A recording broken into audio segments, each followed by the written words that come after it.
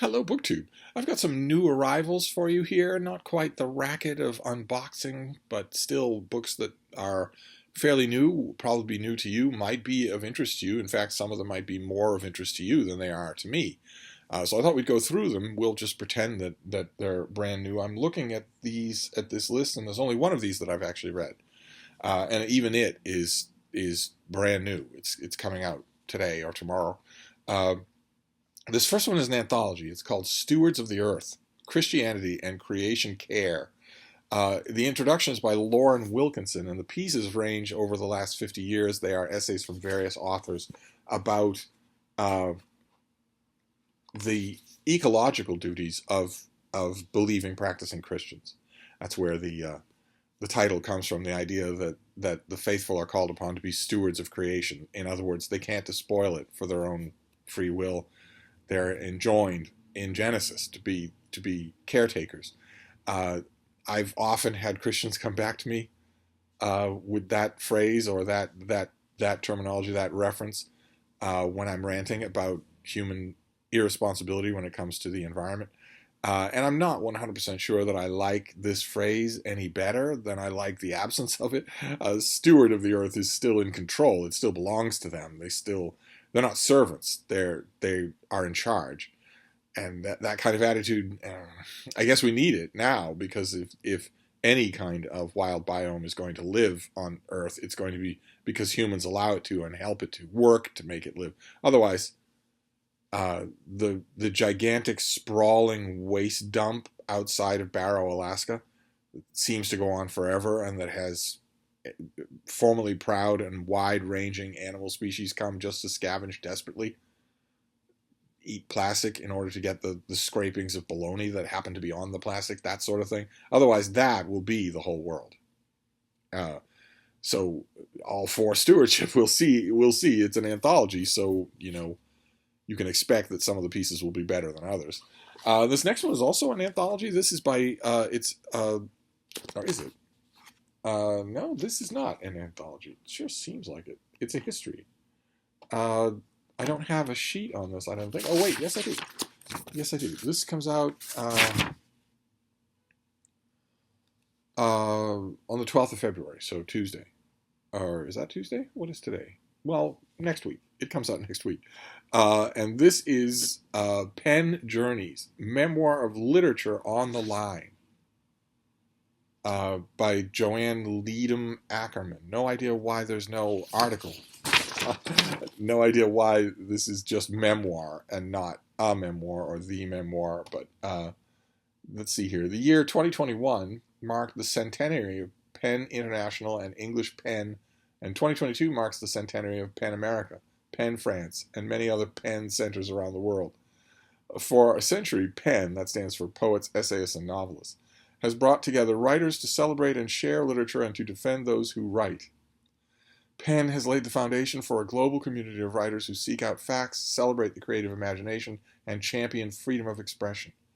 For over 35 of those years, journalist and novelist Joanne Leadham Ackerman has been engaged with Penn as a member of and as president of one of the largest centers, which is Penn USA West. During the year of Tiananmen Square and the fatwa against Salman Rushdie, as chair of Penn International Writers in Prison Committee in the 1990s, as international secretary in the early 2000s. So this author has been with this organization in some high-profile positions for a long time, and this is an account of those years. Don't know much about those years, so it should be fairly interesting.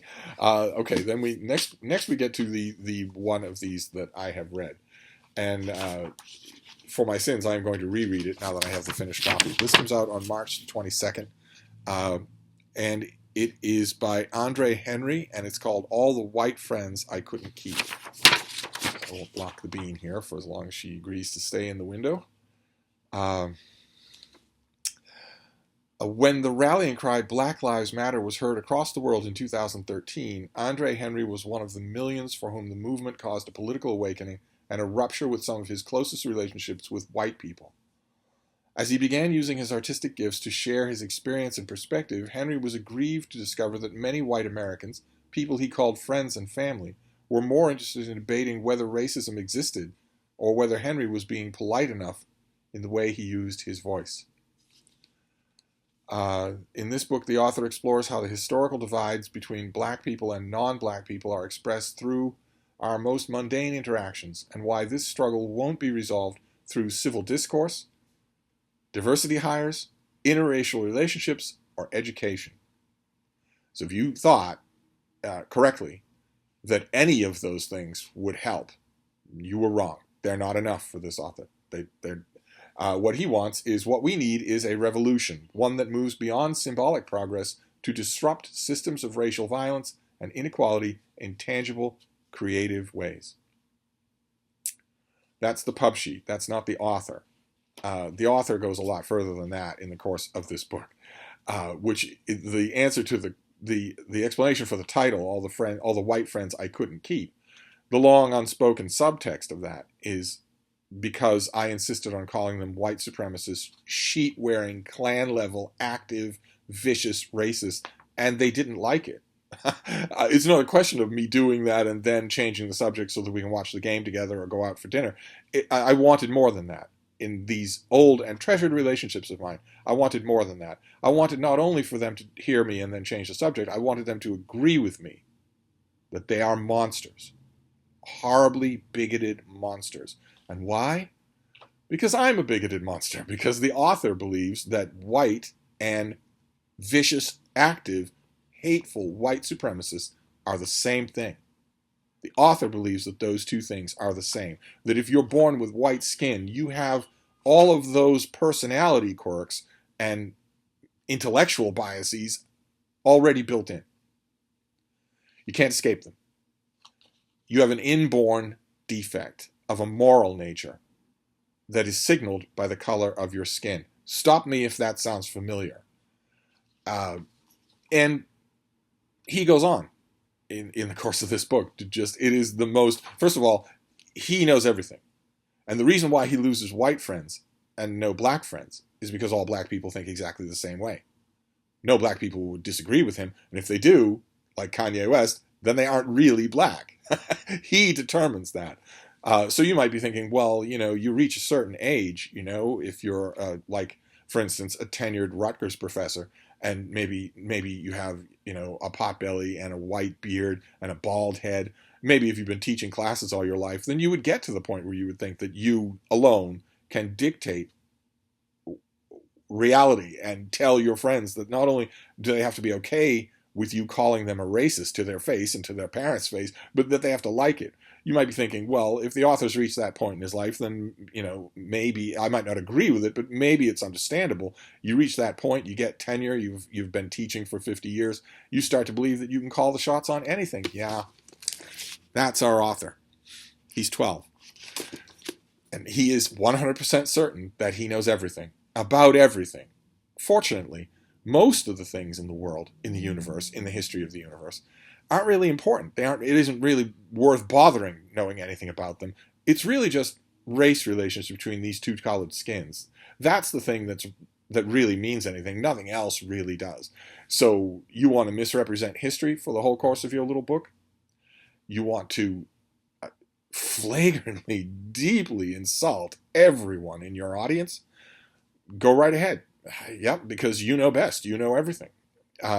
Is there any chance that you could be moved by Bach sonata? Well, he was white. Is there any chance that you could learn something about yourself or about humanity from a Shakespeare play? Well, he was white. Is there any chance that maybe, okay, if you want to put enormous blinkers on, is there any chance that maybe you could learn something from a Richard Wright novel or a Richard Wright letter? Well, he accommodated a lot. I'm not sure that he was black. I will determine whether or not he's black. I know best in my infinite wisdom. In other words, this is a virulently, hatefully racist book. And the pub sheet is correct. It doesn't go as far as the author does. The author clearly finishes the sentence here. The pub sheet says that the racism in America, which is... the pub sheet says that it won't be resolved through civil discourse. In other words, civil discourse is out the window. That's the first thing to go, is civil discourse. That won't work. What's the opposite of that, I wonder? Bricks through windows is the opposite of that. But anyway, diversity hires. No, that isn't good enough. Diversity hires isn't good enough. That's not going to solve the problem. What will solve the problem? With Bear Stearns or IBM or Paramount? What will solve the problem? Diversity hires won't. Can you guess what will? There shouldn't be any white employees. Not even in the cafeteria, not even scraping grease out of the flues. That's the way. Diversity hires doesn't work. Instead, y'all have to go. And he doesn't just mean to the unemployment line, but the pub sheet doesn't say that. This author clearly wants all white people dead and thinks that's the only way that this will be solved. Obviously, since diversity hires, what was it? Interracial relationships, education, and civil discourse will not fix the problem. Education and civil discourse won't fix the problem. And why? Well, because it's inborn in white people. This kind of vicious, cross-burning hatred is inborn. Civil discourse and education would work quite a bit with white children if they could help it, but they can't, right? It's an unbelievably divisive and ignorant book, and so it's not a recommend. in this particular new release, it's the only one that I am not intrigued by because I read it, and it is this author who's 12 years old looking at How to Be an Anti-Racist by Ibram X. Kendi and thinking, okay, how can I be even weirder, even more Molotov cocktail throwing than that book? How can I be even worse than that? And manages to do it. So in other words, it will be embraced in 2021. Loathsome piece of work, just loathsome. Not the only loathsome book we're going to talk about today, but up there in the running. Then we have this thing. This is from the Naval Institute Press. I don't get enough books from them. I think I have a sheet for this. This is by Tom Ramos, and it is From Berkeley to Berlin, How the Rad Lab Helped Avert Nuclear War. Look at that cover. Huh? Those GIs just standing there looking at that detonation. And we've got a sheet for this. This comes out on February 15th, so it's out already in your bookstores. A little late getting to me. What have we got here? Who was the real Dr. Strangelove? Sorry, I'm bouncing the book around like I was criminality. Why did a cow town in Northern California end up being the home of the nation's second nuclear weapons laboratory? Who transports an atomic bomb to the Nevada test site in a woody station wagon? Okay, the station wagon is not woody. Wooden, I think, is what we're looking for there. In November of 1960, bolstered by anti-communist ideologies, John F. Kennedy was elected President of the United States. Soviet Premier Khrushchev brandished nuclear diplomacy to force the United States to abandon Berlin, setting the stage for a major nuclear confrontation over the fate of West Berlin. This book explores how the United States had the wherewithal to stand up to Khrushchev's attempts to expand Soviet influence around the globe. The story begins when a South Dakotan, Ernest Lawrence, the grandson of Norwegian immigrants, created a laboratory on the Berkeley campus of the University of California. The RAD lab attracted some of the finest talent in America to pursue careers in nuclear physics. So this is a birth of the nuclear era type narrative. I always find those fascinating, and it's got illustrations. There you have another picture of hapless GIs just watching a nuclear test detonation from much, much too close. So that's From Berkeley to Berlin. And it takes nothing less than an exploding atom bomb to get the bad taste of all the white friends I couldn't keep out of my mouth. They just wouldn't agree with me. I think we can all agree, right, that if you express a political or a social opinion and your friends don't agree with you, you just have to drop them. What choice do you have? Really? I had to I couldn't keep those friends because they didn't agree with me. And that's tantamount to being a flat earther because I'm all-knowing. Anyway, let's just move on to our next book. We have a sheet for this one as well. This is by Jean-Yves Fratenier. It's translated by Laura Maris, and it is a biography of Antonio Gramsci. To live is to resist. It's a skinny little thing, and it takes about 20 pounds off him in that pen sketch.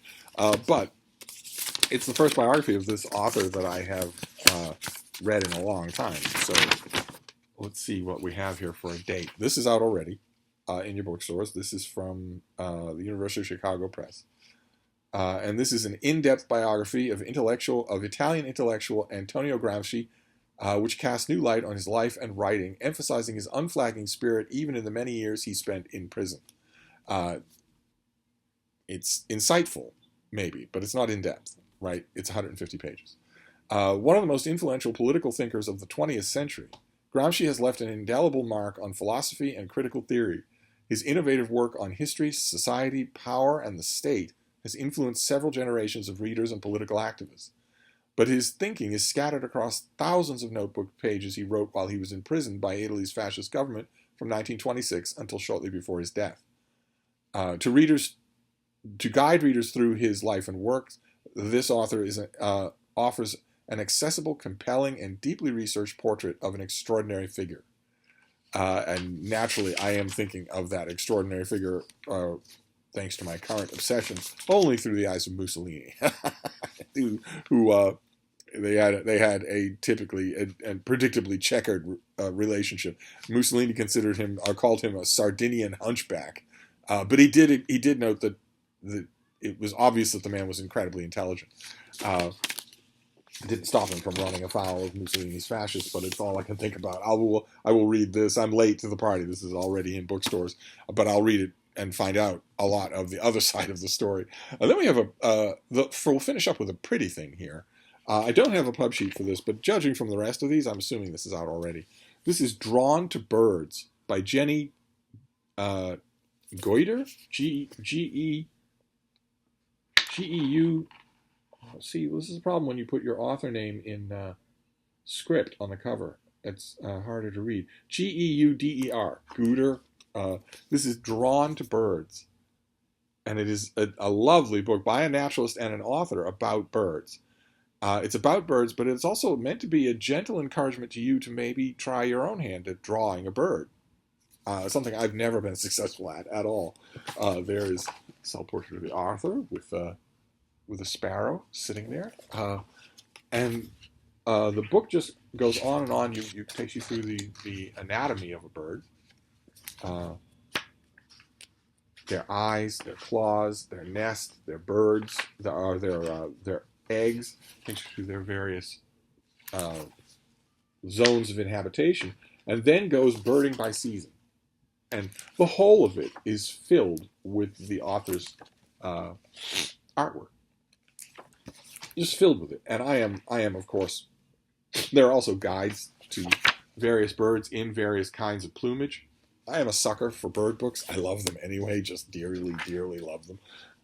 So I was happy to see this. It's probably out in bookstores already. And the author, at multiple points throughout the book, encourages you to try your hand at sketching. Maybe even using some of the sketches in this book as templates. And not to be self-conscious about it, which is great advice. But I'm mainly going to be enjoying it just for the author's own work, because this is not just artwork. It's also the author ruminating as a naturalist about these different kinds of birds. So Drawn to Birds is right up on my list. I will read this tonight, probably.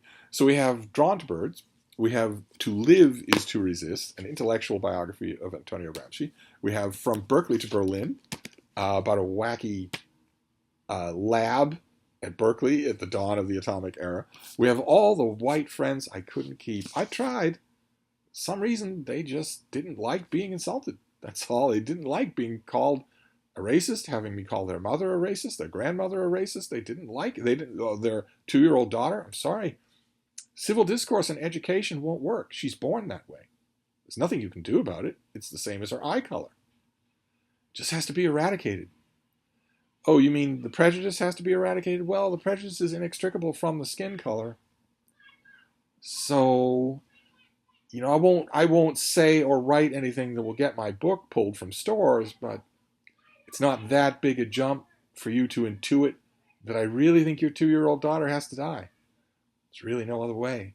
I mean, she can't be educated out of her racism, which she already has, even though she has no idea what skin color is. And civil discourse won't work when she's older. There's no sense talking. So,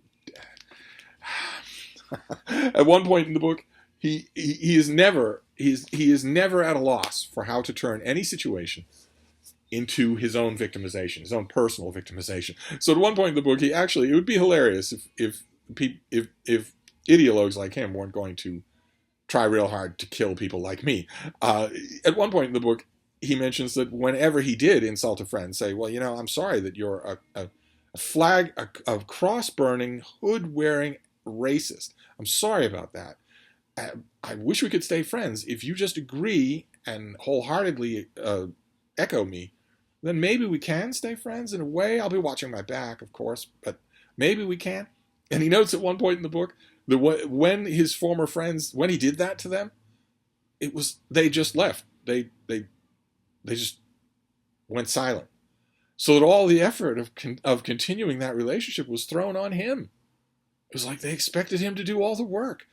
Another example, of racist white people expecting a black man to do all the work for them. I mean, here I insulted you right down to the core of your being, and the fact that you don't want to continue, that you're making me do all the phone calling, it's just more proof. I mean, if you weren't racist, then you would be keeping up this relationship with someone who deeply insulted you without any kind of remorse. Fly-blown excrement. I shudder to think what kind of critical response it's going to get. I shudder to think.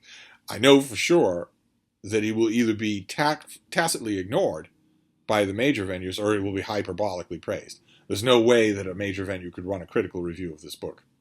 The building would be burned down. So I don't want to start. I don't want to dwell on it. Then we have Penn Journeys, a memoir, not memoir, but a memoir of Penn, of the organization and what it does and its far reach. And finally, Stewards of the Earth, an anthology of I want to say essays, but they're probably homilies. That's probably where they started, about the role, the responsibility that Christians have to safeguard the environment. So there we go. A varied pile of new releases. You never know what might be of interest to you. You might even have an interest in the one I hated. Such is life. It's the variety that's the spice of life, because we don't all think the same, and we don't have to agree in order to stay friends. But there I go, talking book again. I will just shut up about it. But I will be back. Thank you, BookTube.